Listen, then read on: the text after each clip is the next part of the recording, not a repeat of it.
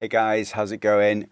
In this video, I'm going to show you how to make your music feel more human, to put a little bit of your own soul into the music. So historically, art, music, all different types of art was a way for people to sort of communicate what was inside them through, and express themselves through their art. And with sort of AI becoming more prevalent these days, and music getting made by algorithms and computers and machines and things like that, I think it's more important than ever to try and put a little bit more of your own soul into the music.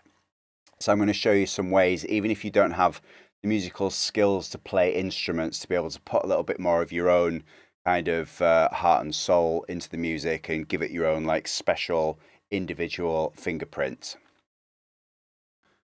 Okay, so the first thing we're going to do is try to get some authentic sounding piano chords, even if you can't play the piano. So I can't play the piano. I know my way around chords and things like that, but I haven't got the dexterity or skill to be able to kind of move around and play chords like a skilled piano player could. So this is my trick to get authentic sounding chords without being able to do that. Okay, so we'll make like a kind of house vibe track here, and the first thing I'm going to do is slow down the BPM to make it easier for me to record this. And then I'm just going to I'm going to do two hands. I'm going to do like a bass note with one hand and then the chords with another hand. And I'm just going to play the rhythm on those chords only and not move around. Okay, so let's turn the clicker on here and hit record. You need to make sure that this record, oh no, we're not recording automation, so it doesn't matter if that's on right now. We need to make sure that this is armed. So this is the piano here. So I'm playing this on a MIDI keyboard, and then let's turn it on and record a little riff.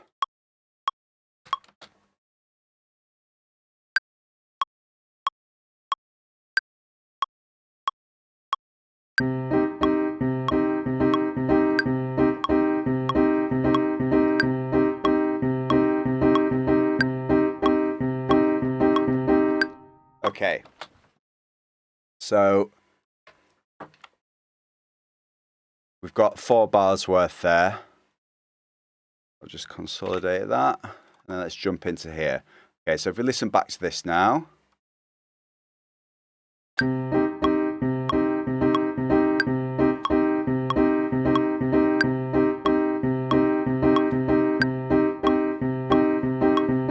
Okay, it sounds authentic in terms of the way. So if you look here, you can see that the way that the keys have been pressed, the note lengths are all slightly different. So there is all the nuance there of the sort of naturally played keys on the piano. But the problem is like it's way out of time, and I didn't move to different chords. Okay, so the way that we can do that now is just move these notes onto the grid. So what we don't want to do is move all of the notes onto the grid, because then it's going to completely spoil the sort of way that the keys were played. But what we can do is just move the earliest note onto the grid. Okay, so super simple. Just one note at a time, or one chord at a time. Just move it over onto the grid. I'm just going to zoom out a little bit so you can see it, because we only want it to be on these grid lines here. So this one, I'm going to move there to the grid. This one, that was pretty much on there. That one just needs to be moved slightly to the right because that was early. This one a little bit that way. This one that way, and so on. So you can just quickly go through.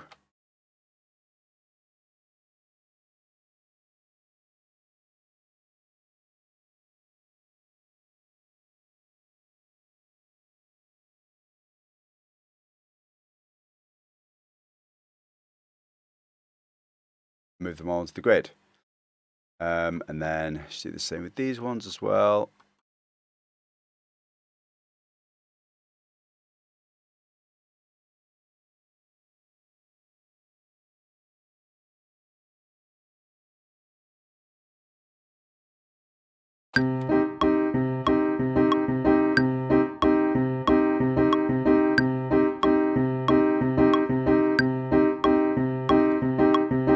Okay, it still sounds authentic, but now it's nice and in time, so it's going to sound good in like an electronic setting.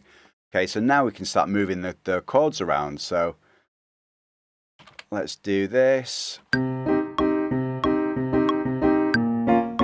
right, so I'm going to change that to a major. So the minor chord is where this middle note is lower, and then if I move the middle note up like that, so it goes from minor to major.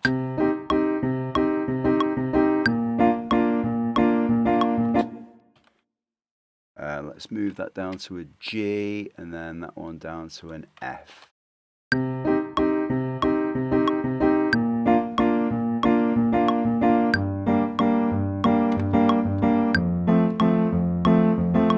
So we go minor, major, minor, major. Okay, so you've got a good chord riff there, so now I can speed that back up to 120.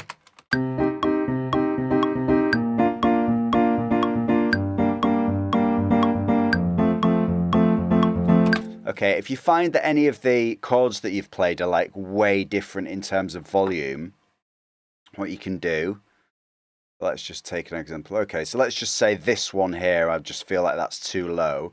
What you can do is highlight these and then just move all three together, just up to meet the rough range of the other ones, so you haven't got any that are just too quiet. So let's just do the same with these two as well, because obviously those first two notes I was playing with a little bit less confidence, so you can move that up. So you still got the sort of natural range and nuance of the notes being played, but it's just not too far different.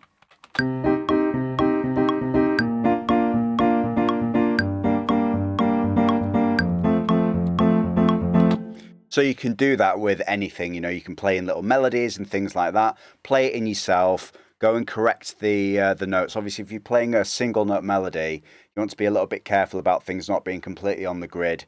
But we'll come to that next. And the difference in the velocity of the notes as you hit the keys will be the important part there. Okay, so let's say I want to add a bass line to this. So let's bring this back to here. And then I've got a little bass line here, one that I prepared earlier. So how can we make this sound a little bit more authentic? It's all the notes are exactly on the grid. They're all exactly the same velocity. So, I mean, you could go and do it manually, but what's better is you can change, you use the groove pool here. So if we click this, what I'm going to do is I'm going to add some swing, but it'll be a really, really subtle swing, so you'll barely even notice it. So let's just type in swing 16. Now, swing 16 means that it's going to change the groove of every note on all of these 16 increments within the bar. So just take this first one, that's kind of, so if you listen to the clicker, that's really swung. You can see the notes there have been moved right over to that side. And then that one's barely even swung, so I'm going to use that one. So, and then it's come up in the groove pool here, and you can see here you've got this random option. I'm going to turn that up to 4%. So that means it's going to be moved off the grid 4%. So it's very, very subtle, but it will give it a slight feeling of imperfection and make it feel a little bit human. And it's always going to change to a different place and degree throughout the course of the track. It's never going to be the same. Okay, so if we listen to that again, you probably won't even notice it, but let's put the clicker on and solo that and see if you can hear it.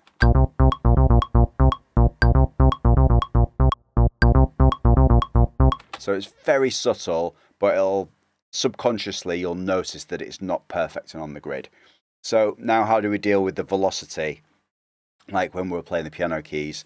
So what you can do here is if you go to the effects chain here, you can go into MIDI effects and the velocity here, right down at the bottom, and you've got an option, add some random. So you want to drop that before your MIDI instrument.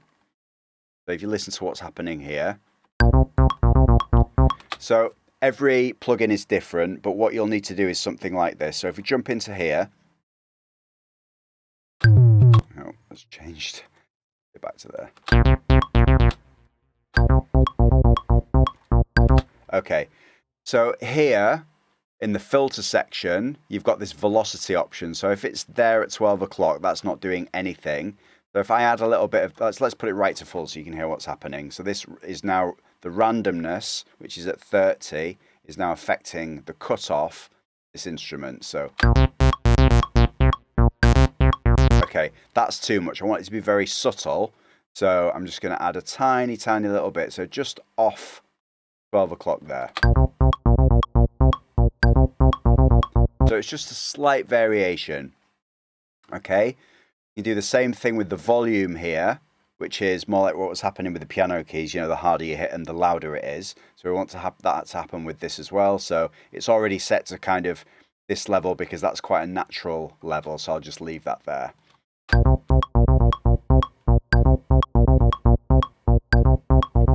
Okay, so now that's starting to feel a little bit looser, a little bit more natural.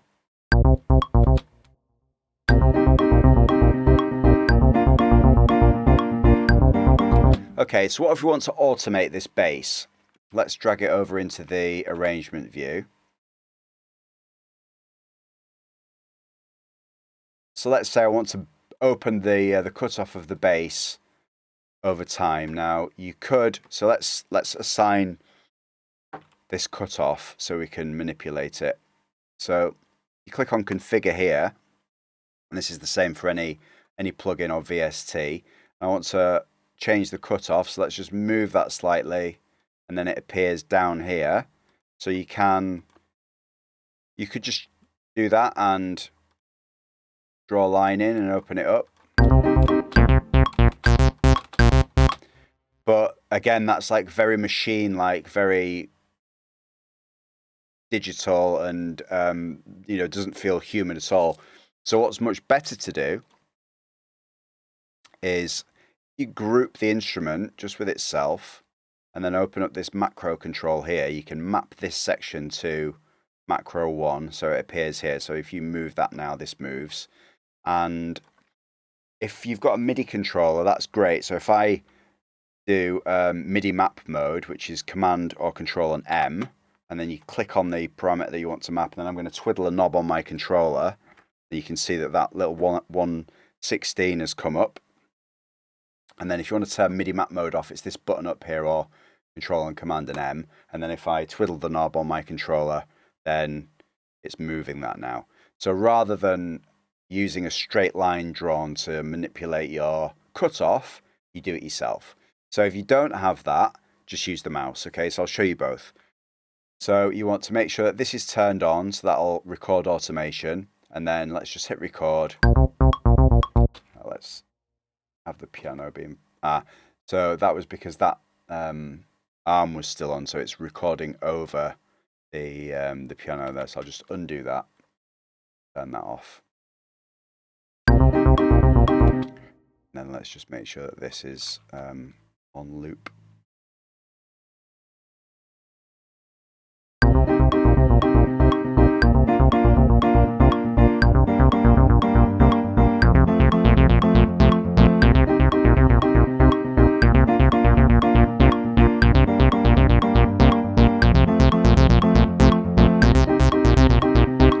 So if you don't have a controller, just use the mouse.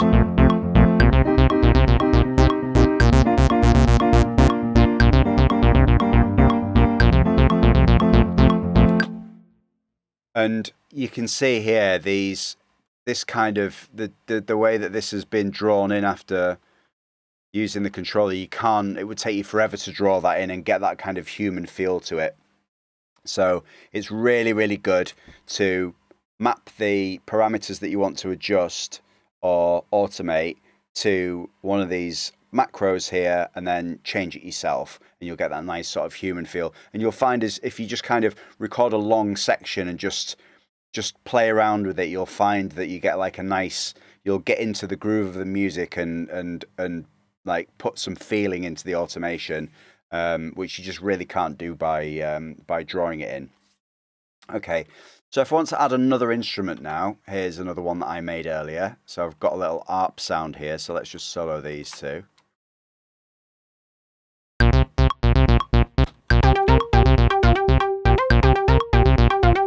Okay, so let's do the same thing. So if we copy this, add some random from that one to this one.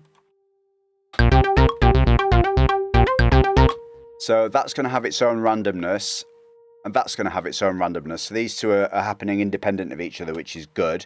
If you think of players in a band, they're not going to be making exactly the same mistakes in velocity and timing. Let's not call it mistakes. Let's just call it differences in velocity and timing.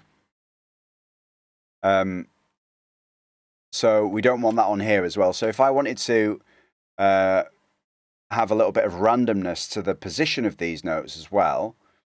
So the first thought would be to add this randomness here from this one that we've already assigned.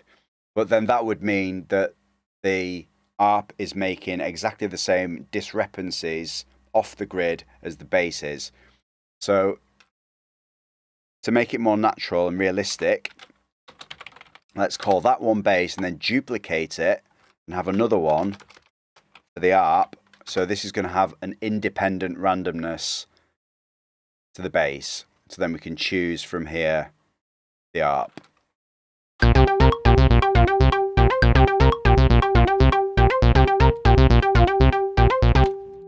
And then you can play them all together and you've got something that feels nice and natural.